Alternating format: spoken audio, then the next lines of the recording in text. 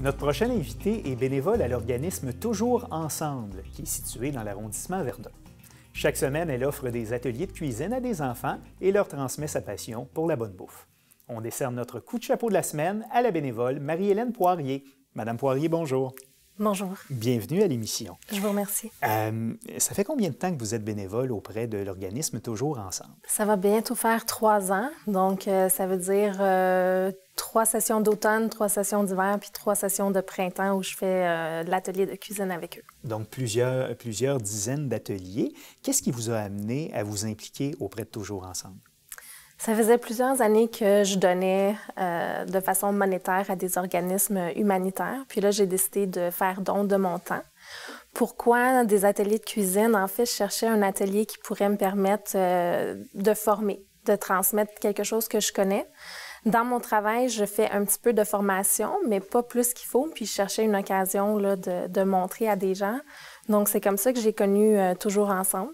C'est pas un organisme qu'au départ je connaissais, mais c'est vraiment un organisme que j'apprends à apprécier. Ça a été un coup de cœur pour vous? C'est un coup de cœur pour moi, effectivement. Une belle découverte. À quoi ressemblent les ateliers de cuisine que vous donnez? D'une part, ce sont des ateliers pour des jeunes de quel âge? C'est des jeunes secondaires. La majorité sont en secondaire 1, 2 et 3. Donc, comment ça se passe? C'est qu'une fois par semaine, on se rencontre les lundis soirs. L'atelier dure pendant 2 heures. Donc, tout d'abord, on va faire l'hygiène de base. On va se laver les mains, on va se mettre un filet sur la tête, on va laver notre plan de travail.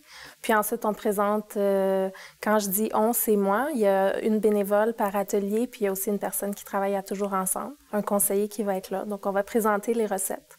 On fait habituellement 2 recettes, une recette, un plat principal et un dessert. Et là, on doit séparer là, entre les jeunes qui va faire quoi. Ils vont chercher leurs ingrédients, ils vont chercher les ustensiles, puis on commence. Donc, c'est pas chaque jeune qui prépare son plat principal et son dessert. Ils doivent apprendre à travailler ensemble. Oui, effectivement, ça fait partie des objectifs, le travail d'équipe, se partager les tâches. On finit toujours la session avec un repas. Donc, on s'assoit, tout le monde ensemble. Et puis, on doit faire la vaisselle. Ah, OK. Donc, ça se termine aussi par la vaisselle. Donc, ils auront fait vraiment le cycle complet de nettoyer notre plan de travail jusqu'à serrer la vaisselle une fois que c'est complété. Oui. Est-ce que les jeunes peuvent apporter les restants à la maison ou ils consomment sur place? On a l'habitude de le consommer sur place. S'il en reste, oui, ils peuvent l'apporter à la maison sans problème. Est-ce qu'il y a autant de garçons que de jeunes filles? Non, pas du tout. L'organisme Toujours Ensemble va desservir autant des garçons que des filles. La proportion est peut-être de 52 filles, 48 garçons, mais dans les ateliers de cuisine, on a une douzaine d'enfants ou d'adolescents, puis seulement 1 ou 2 garçons. Ah, OK. Ouais. Pouvez-vous nous faire un portrait de la clientèle qui va à ces ateliers-là et de la clientèle aussi de l'organisme Toujours Ensemble? Parce que l'arrondissement Verdun a des secteurs beaucoup plus aisés. On pense entre autres à l'île des Sœurs, à l'ouest de l'arrondissement. Il y a aussi des poches de pauvreté plus importantes. Est-ce que vous desservez avant tout des ménages qui sont peut-être plus démunis? Oui, vous avez raison. Donc, il y a 3 volets ou il y a 3 programmes à Toujours Ensemble. Il y a le programme Passeport, celui pour lequel je fais du bénévolat. Il y a Parcours aussi et il y a Sac à dos. Donc, les 3 programmes vont desservir une clientèle qui va du primaire au secondaire, mais principalement pour des clientèles défavorisées. Donc, Toujours Ensemble va agir sur 3 volets. Un volet financier, donc aider à acheter des fournitures scolaires, une partie des uniformes. Il y a des jeunes qui vont à l'école avec un uniforme. Et il y a de plus en plus d'écoles publiques qui imposent aussi l'uniforme. Ce n'est pas co-privé comme à l'époque. Aussi, Toujours Ensemble peut offrir des bourses pour les jeunes qui vont finir leur secondaire ou qui vont aller faire un DEP. Il y a l'autre volet qui est le volet persévérance scolaire, donc l'aide aux devoirs, le tutorat.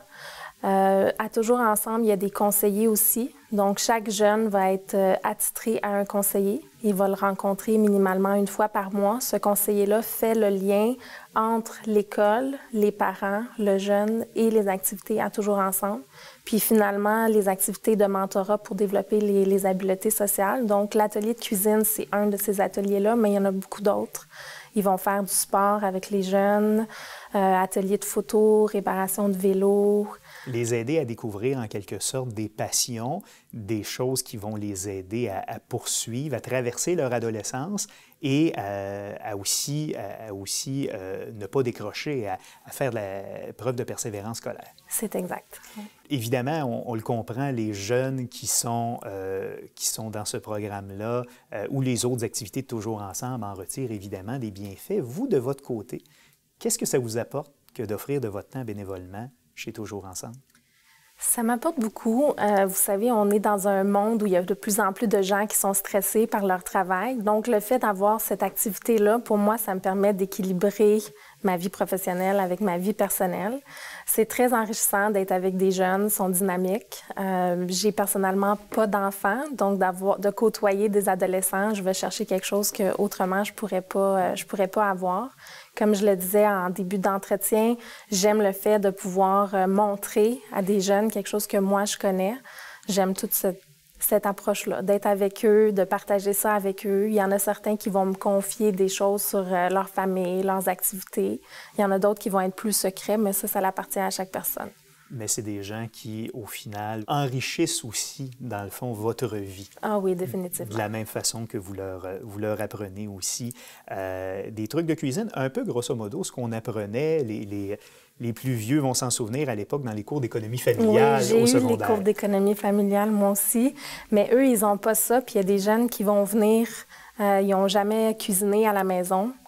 Un des challenges, ça peut sembler anodin, mais ils vont pas nécessairement tous faire la différence entre une tasse à mesurer puis une cuillère à mesurer. Donc, si la recette demande une tasse de farine, mais il y en a qui vont sortir leur petite cuillère puis ils me disent « Marie-Hélène, est-ce que c'est ça qu'il faut prendre? » Voilà, ça peut être un peu long, une tasse à la cuillère. Donc, des choses qui vont, des connaissances, des techniques qui vont leur servir plus tard dans leur vie et leur permettre aussi de s'alimenter à moindre coût. Ça aussi, c'est important.